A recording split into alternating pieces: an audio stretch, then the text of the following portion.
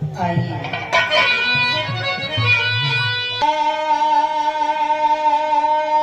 जग का स्वामी है तो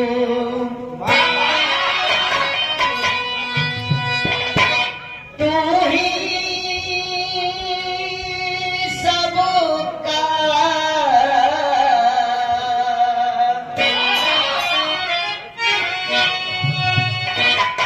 सहारा है। ना मिलने से दिन तुम्हारा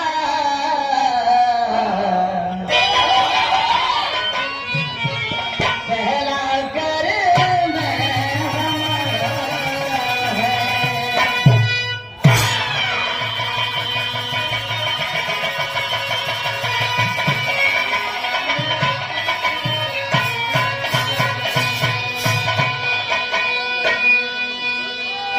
मुझको तो मंदिर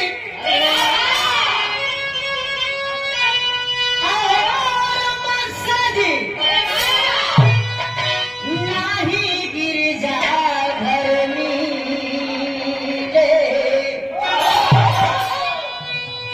जब जहाँ मैं सर झुकाऊं बस तेरा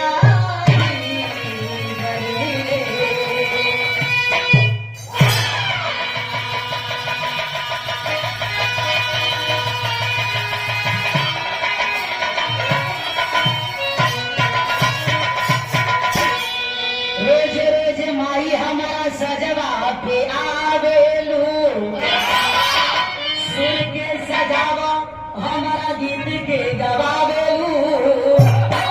रोज माई हमारा सजवा पे आवेलू केहू का माई हो माई आसमान से तू ही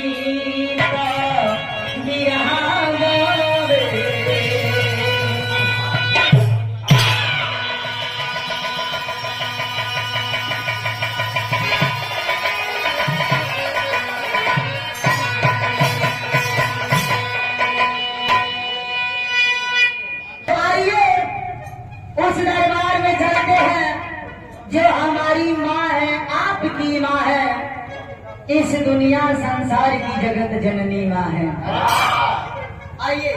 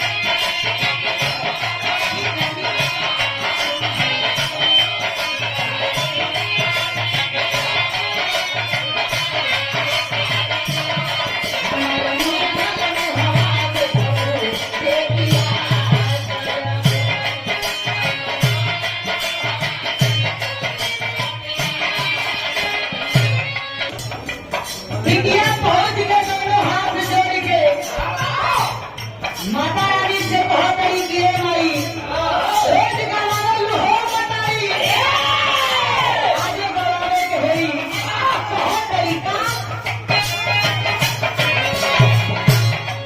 अपना बिटिया से अपना बिटिया से बिटिया गवा जननी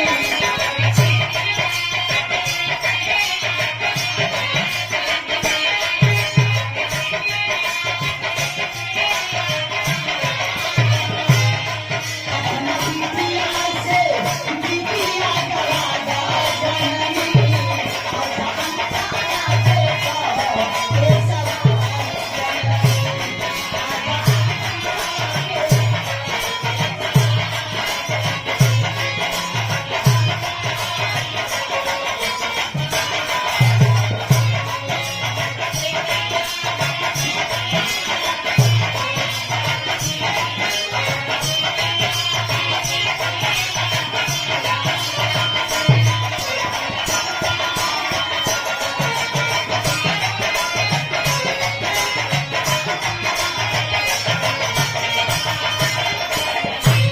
दुनिया के नहीं हो नहीं दुनिया के काबा